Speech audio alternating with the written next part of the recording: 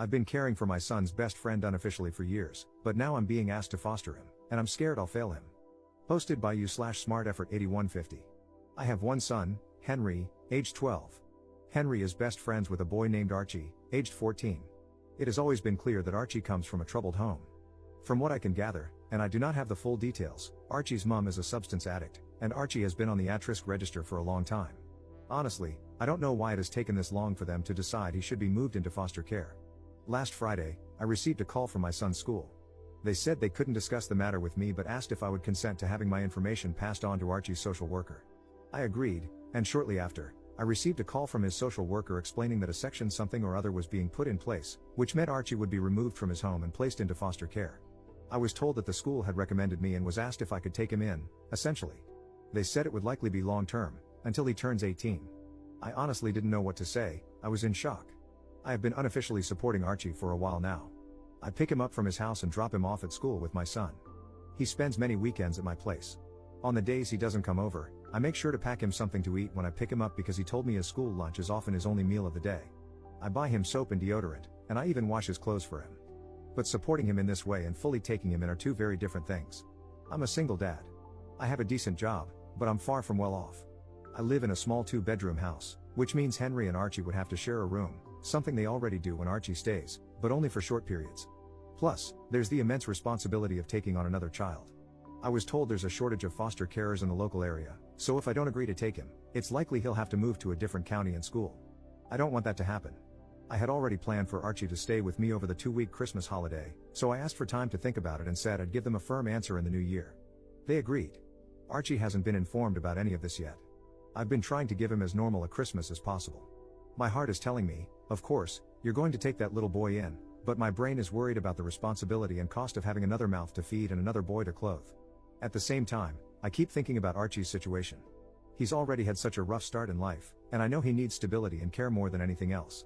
I can't bear the thought of him being uprooted again, losing his school, his friends, and the small sense of normalcy he has here. I keep asking myself whether I can truly give him what he needs, and I don't know if I have all the answers right now. I've always taught Henry the importance of kindness, and I see how much he cares about Archie too. Part of me feels this might not just be about me taking on more responsibility, it's also about giving Archie the chance to grow up with a sense of love and belonging. So, I suppose I'm left balancing what's practical with what feels right in my heart. And I'm leaning towards saying yes. I spoke to my mom about it, and she thinks it's an awful idea. She's worried I'm biting off more than I can chew, especially as a single dad. She reminded me that I already have a lot on my plate with work, the house, and raising Henry on my own. She said taking in another child, especially one with a difficult background, would add stress and might affect my ability to provide for Henry properly.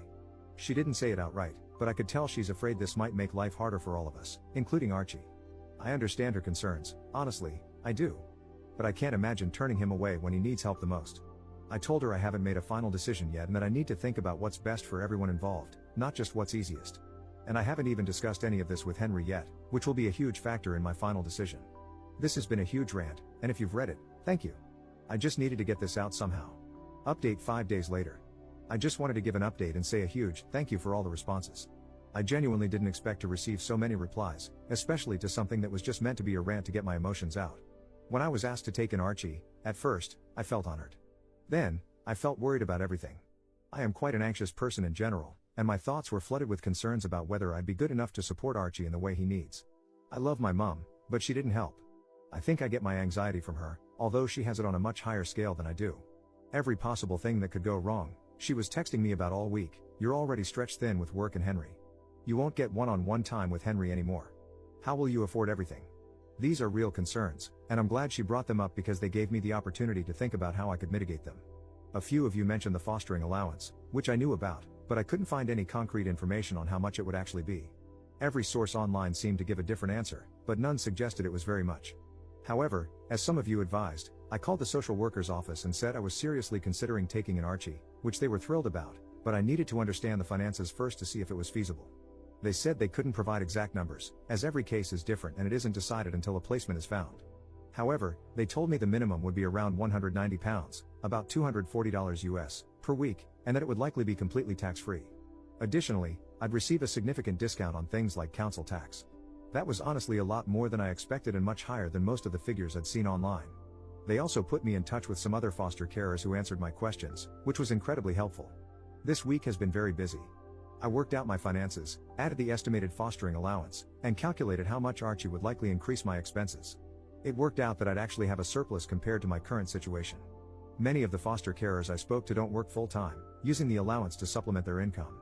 I'm not sure if I want to do that, but they mentioned it helps to work part-time since fostering involves a lot of work, meetings, reports, and other responsibilities. On top of that, I'd need to complete training during the first year to become fully qualified.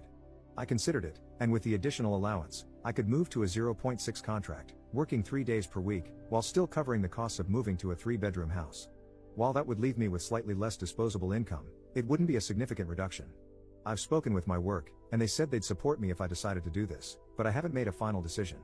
I don't want it to seem like I'm taking advantage of Archie's allowance.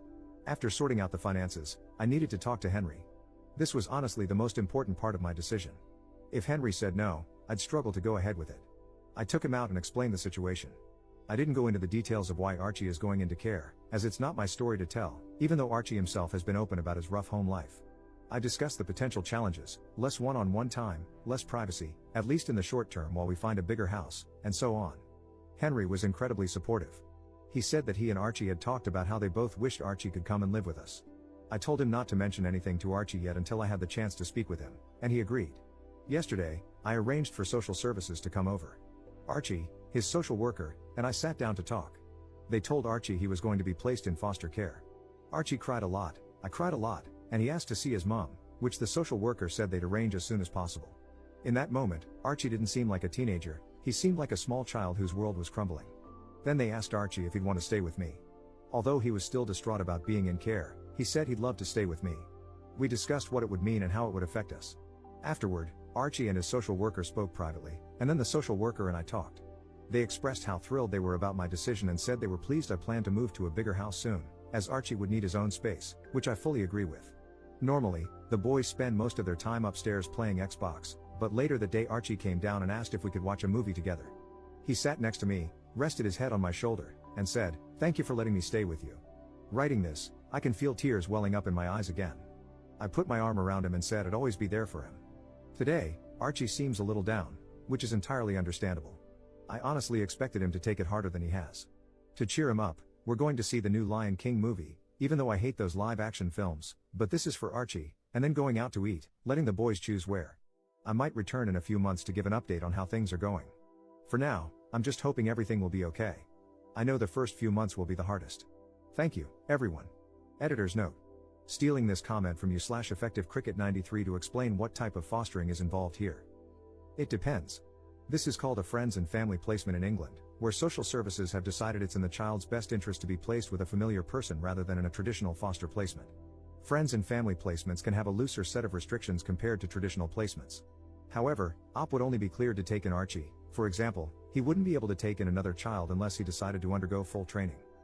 They would be able to make decisions that differ from those in a traditional foster home.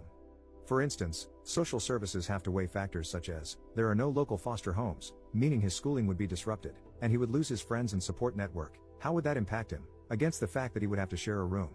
Especially considering that Archie has already been regularly sharing a room. Social services would focus on what's in the child's best interest, which might allow them to make some concessions.